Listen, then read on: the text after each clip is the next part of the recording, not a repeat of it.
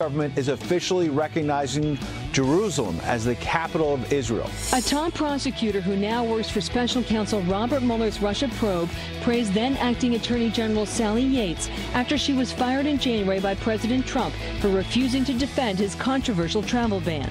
This is a level of corruption and dishonesty beyond anything I would have expected a year ago. California under siege again. Massive wind-fueled flames sparking apocalyptic destruction. Federal officials have filed new charges against the illegal immigrant recently acquitted in the murder of Kate Steinle. Where the United States is now the only nation on earth that does not belong to the Paris Agreement. During the course of my presidency, we more than doubled production of clean energy like wind and solar. We saw the U.S. economy grow consistently. We saw the longest streak of job creation. Thanks, Obama.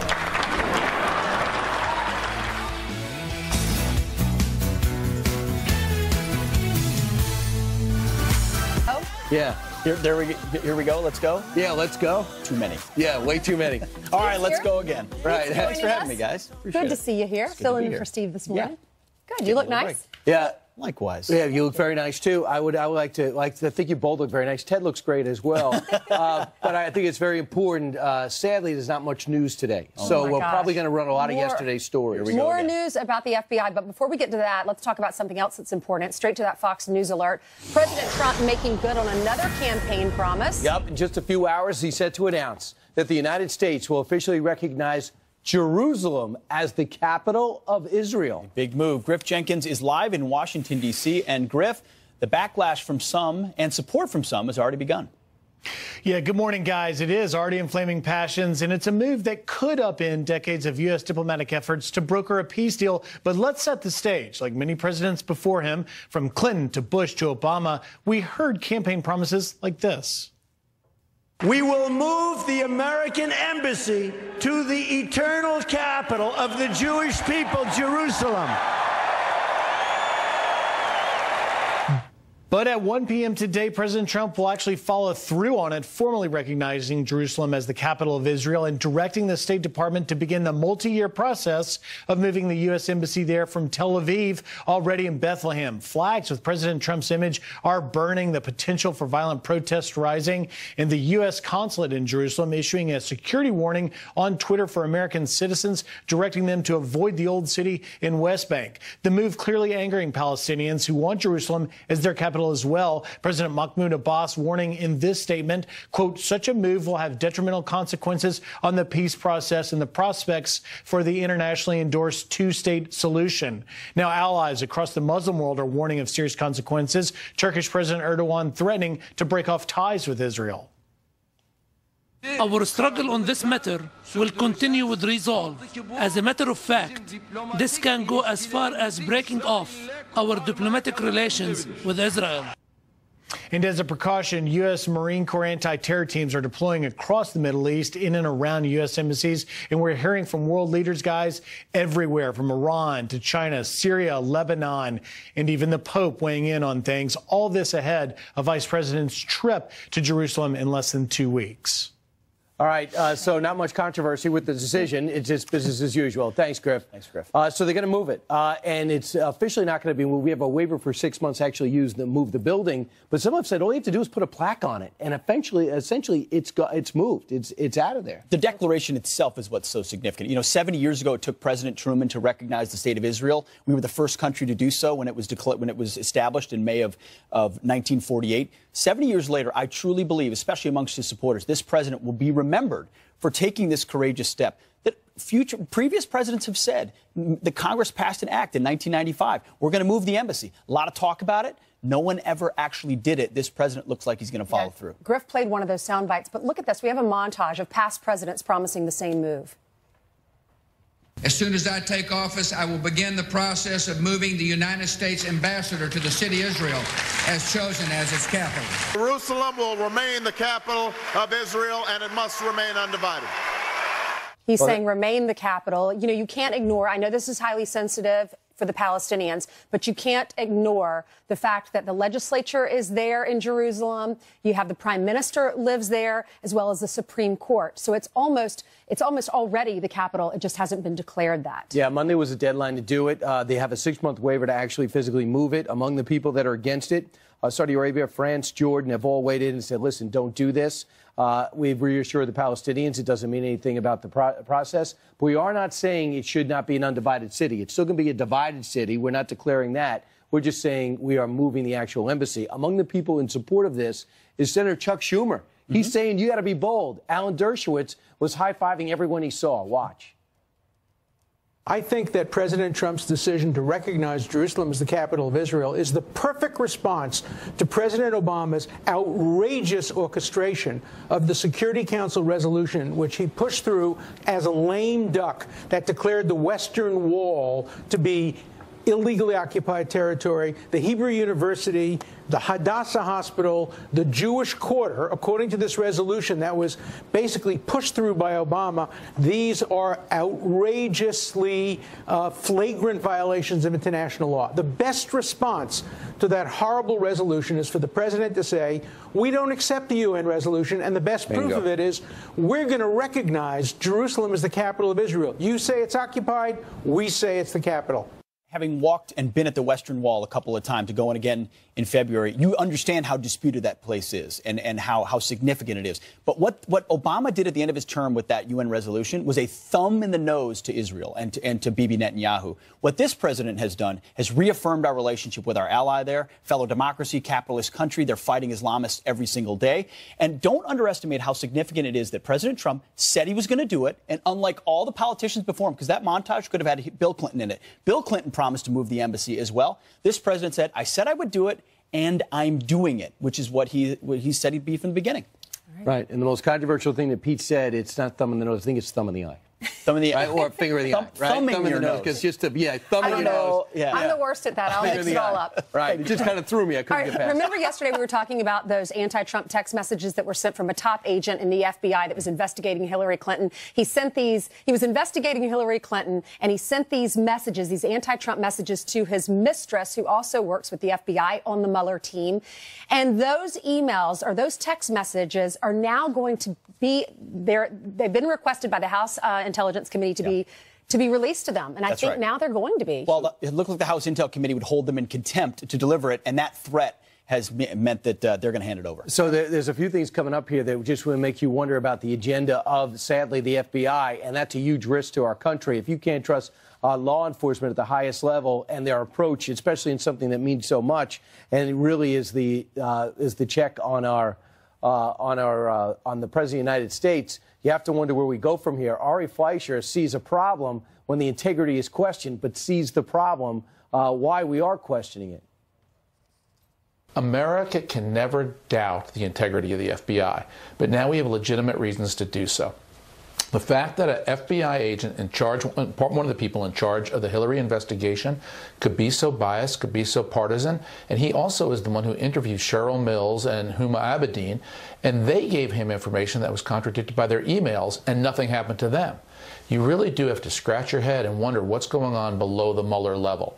And it is not healthy for the country if legitimate questions are raised and are not answered. The FBI and Bob Mueller need to assure the American people that this is being done with integrity. And there's some more questions, too. You had this guy, Andrew Weissman. Remember when Sally Yates came out and the president, one of the first things he did, he said, yeah, I'm going to get that travel ban in place.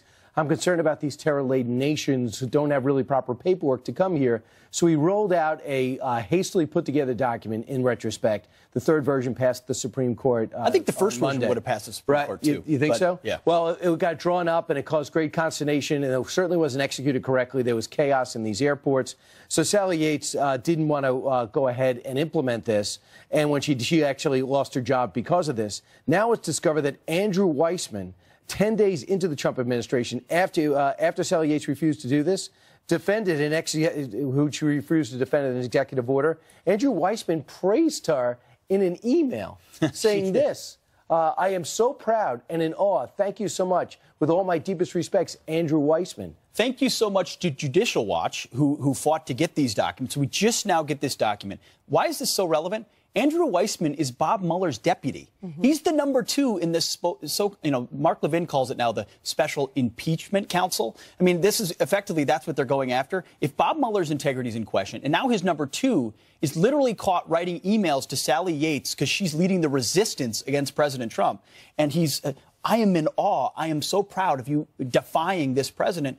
How much more evidence do you need that there's a partisan slant on top of this thing? So let's sum this up for you. This is all happening within the FBI. You have one guy in the FBI who was an agent who was investigating Hillary Clinton, and he let her go scot-free and changed the language in that memo last summer, or in that press Peter conference. Strzok. Exactly. Yep. So we have someone who hated the president, was sending messages in that investigation. And then let's look at the Russia investigation. You have Andrew Weissman, who's the deputy prosecutor, who's in that investigation, and he is praising Sally Yates, who was fired by President Trump. Yeah, and by the way, Strzok interviewed Michael Flynn. Strzok was the one who combed through the 35,000 emails that were discovered on Anthony Weiner's laptop and said, okay, there's no there there. And so far, you see a guy with an agenda who, as punishment, was pulled off this case and put into human resources, which is bizarre. You hope they can be objective. You hope they can be objective, but it just looks suspicious, and it makes all of us wonder. That's right. Everyone has a political perspective. I get that. But when it starts to inform your work at the FBI, that becomes a problem. Other note about Andrew Weissman, max-out donor to both Obama and Hillary Clinton. So, I mean, it's one thing to have a partisan view. It's another thing to act on it, and that's the fear, right. Weaponization. All right. Let's move on to some other headlines this morning. We begin with a Fox News alert. A race against time to stop destructive wildfires that are burning out of control, sending tens of thousands of people actually fleeing their homes. Both Ventura and Los Angeles counties in Southern California under state of emergencies with multiple wildfires raging. More than 70,000 acres have been scorched since Monday night. Winds whipping flames hundreds of feet in the air, causing even more destruction.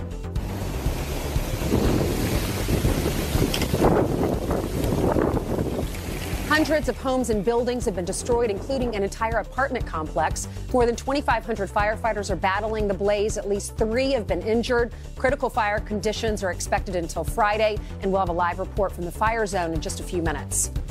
Another alert now. Overnight, a U.S. bomber flying over South Korea, the latest show of force after a powerful missile test from the north. Korean media reporting that plane is joining the current week-long military drill, the largest joint exercise ever with South Korea. In response, China has staged its own drills, saying that they are a warning to the U.S. that China will uphold the balance of power.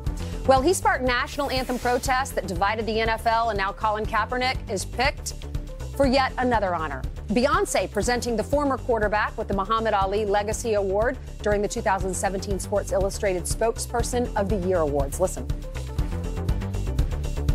With or without the NFL's platform, I will continue to work for the people because my platform is the people. The award meant to honor people who, quote, embody the ideals of sportsmanship. It was the Sportsman Award, leadership, and philanthropy as vehicles of changing the world. And those are your headlines. All right, 13 minutes now after the hour. Reminds me when they gave the Nobel Peace Prize to Obama before he did anything. Anyway. All right, coming up, Never Trumper Jeff Flake turning his back on his own party again with one check. We'll explain. And the video is absolutely insane. A rooftop standoff between police and a politician who's on the run.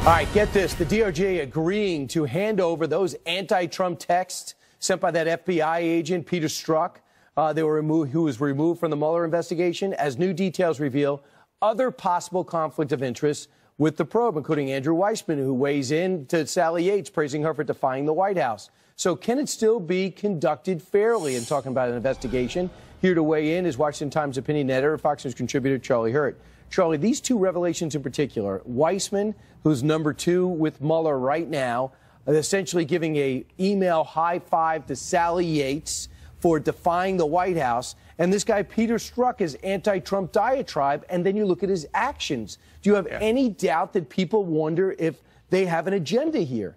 No, it's absolutely incredible. And the Peter Strzok stuff, you know, that alone, I can understand that. People have opinions, whatever. But when you fold that into the pattern of his behavior, and then the larger pattern of the behavior of everybody involved in this, and all of the conflicts of interest, all the way from the lowest level to the highest levels, it really does raise serious questions about the integrity of this investigation, the purpose of this investigation, and quite frankly, as we see more and more, it becomes more and more apparent that a lot of these allegations are falling away and the smoke clears. It raises the original question, which is, what actually launched this investigation in the first place? Why did the Obama administration first begin spying on Paul Manafort and the Trump organization, a political opponent in the height of a presidential campaign? It raises serious constitutional questions. And of course, this guy in Strzok, he's the one doing the interview with Hillary Clinton on July 5th without swearing her in, with no video. He's the one going through the 35,000 emails. He's the one who's number two in this investigation going through. And then you factor in what we just learned yesterday about somebody else's agenda. And the fact is, this thing has cost $7 million already. In Benghazi, a 2-year probe overseas cost $7 million, 2 years. Unbelievable. Next, what kind of risk, if any, is the president taking now, backing Roy Moore full-throated as of yesterday? Does Conyers, does Barton, does Franken, and all their bad behavior give the president cover here? It's almost like all these people are setting up for, well, the Senate's a perfect place for somebody like Roy Moore. I think it really does. I think it really does give him a lot of cover in this case. I think it's also almost unnecessary, because I think the president's taking political risk he doesn't need to. Doing the Mitch McConnell thing, let Alabama decide, probably would be the best way. He's not afraid. He's not afraid of risk. That's for sure. Hence the movement of the embassy in Israel. Charlie, thanks so much. You bet, Brian. Breaking news now: an ISIS plot to take out the British Prime Minister. Stopped just in time. Just how close did these two men get to an assassination? We'll discuss it. Plus, millennials are the largest voting group in America, and most of them prefer Democrats. So will Republicans ever be able to win them over?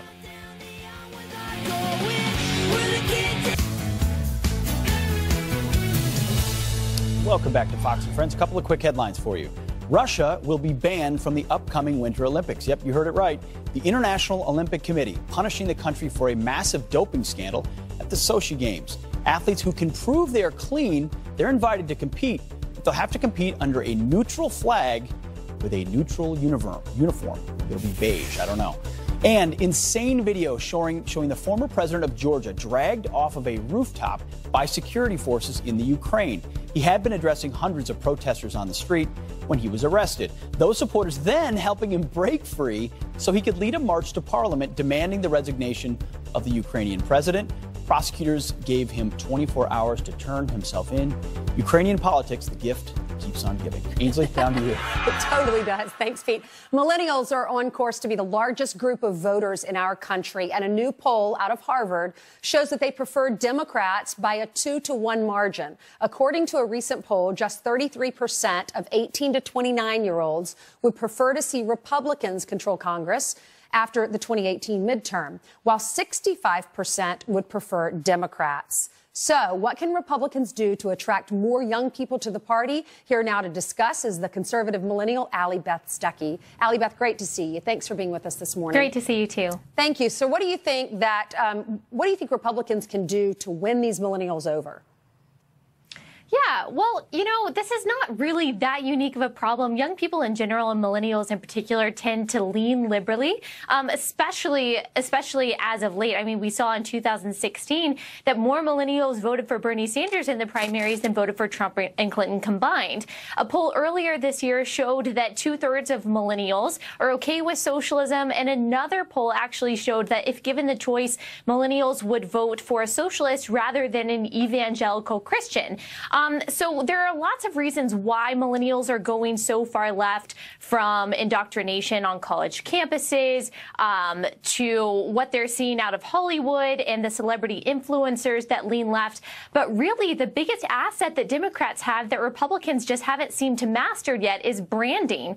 Bernie Sanders and Democrats have done a very effective job of branding liberalism and socialism as the more compassionate and the more morally right option. And those are two things that millennials care about being very much. Why has it become so outrageous? You know, on these college campuses, you can't even have conservatives come and speak. You can't make it public because then there's a protest and then they're not allowed to come and speak. It seems to be so outrageous. Why is it that the left, they're so focused on their agenda instead of being tolerant that they preach?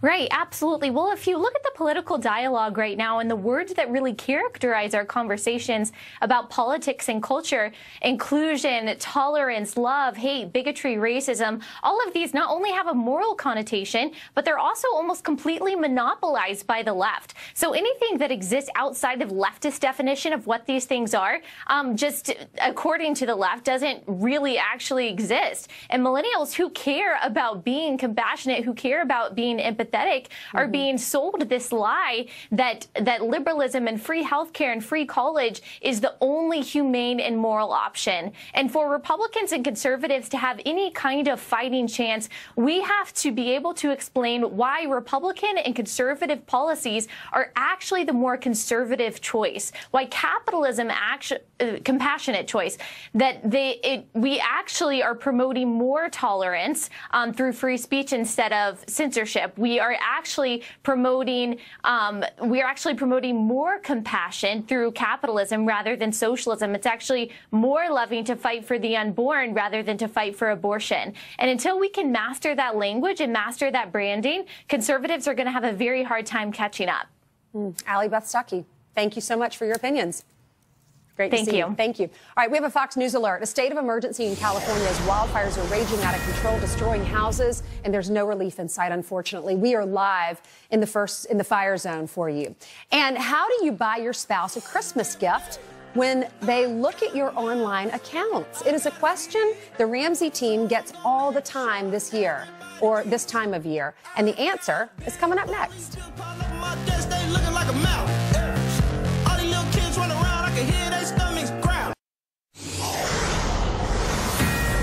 All right, we're back with the Fox News alert now. Multiple wildfires tearing through California, leaving a path of destruction and showing no signs of slowing down. Tens of thousands of people leaving their houses in a desperate race against time. Our own Jonathan Hunt joins us live from Ventura, California, with the latest. Jonathan, good morning. Pete, Ainsley, Brian, good morning to all of you. It is a long, hard fight still ahead for firefighters and tragic scenes for many of those who have been evacuated to come back to. For instance, right here, this brick facade, all that is left of this home in the city of Ventura, and this scene being repeated literally hundreds of times in this city. These people will come back just a couple of weeks before Christmas to utter devastation. The loss of the home they treasured, the loss of many of the possessions they treasured. And the fires came through this area so quickly that so many of these families were forced to evacuate without having any time at all to grab anything. These winds have been whipped.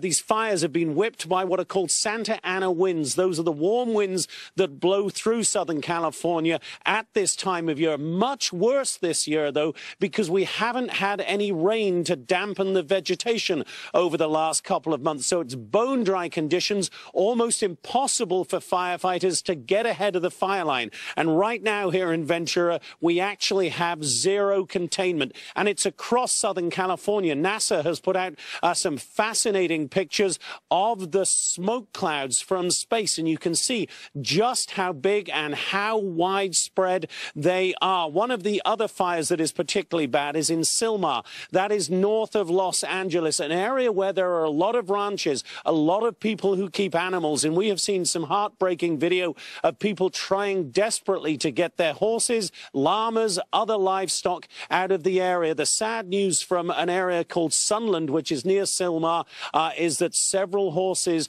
were killed. The good news, if there is any, is that there are no fatalities as yet directly caused by these fires. The other bit of good news, though Santa Ana winds have died down a little bit, they believe they can get aircraft up to dampen the fires earlier today, but then the winds are going to come back. A long, hard fight ahead. Back to you guys.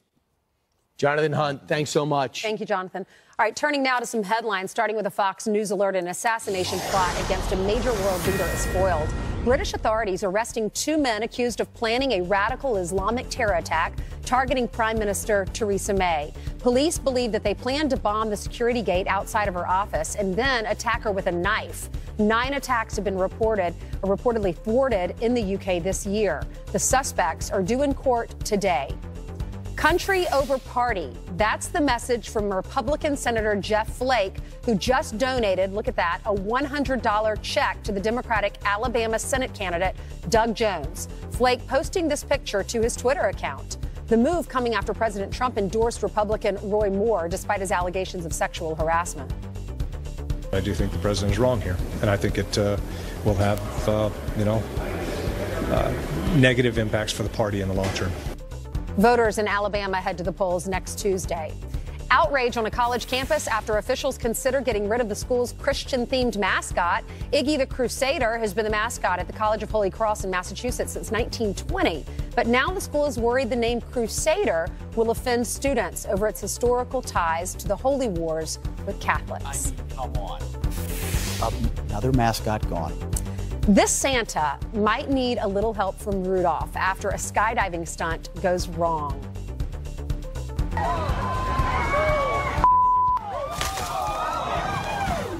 Santa was making a surprise entrance at a Tampa volleyball game to deliver an elf on a shelf to a little girl, and he ended up with a broken leg. He is expected to be okay, kids. He's going to be okay. He's going to be at your house Christmas Eve. The elf was also patched up and sent to the girl with a note. See, Santa needs to stick to the sleigh. Right? All right, 24 minutes before the top of the hour. This year, Americans are expected to spend over $600 billion on holiday shopping. So, with the season of giving in full swing, many of you are sending in questions about how to make the most of your hard-earned dollars. Here to answer some of our questions is the author of Retire Inspired, Ramsey Solutions financial expert, Chris Hogan. Hey, Chris, great to see you. Well, thank you. It's a pleasure to be with you all. Well, good. We love that voice. Okay, Brian emailed us. Oh, no, Daniel emailed us. This isn't Brian Reed. Yeah, Brian, so let me use I'll use my voice. You know what, Ainsley, by the power vested in me, go ahead. Okay, Brian, Daniel says, I want to surprise my wife with a Christmas gift, but she reviews our online account several times a week. How can I get her a gift while staying open and honest about our finances? Well, Daniel, what you want is the gift can be a surprise, but how much you spend on the gift shouldn't be. So I would encourage you all to sit down and talk about how much you're going to spend on gifts and for each other, as well as other people in the family.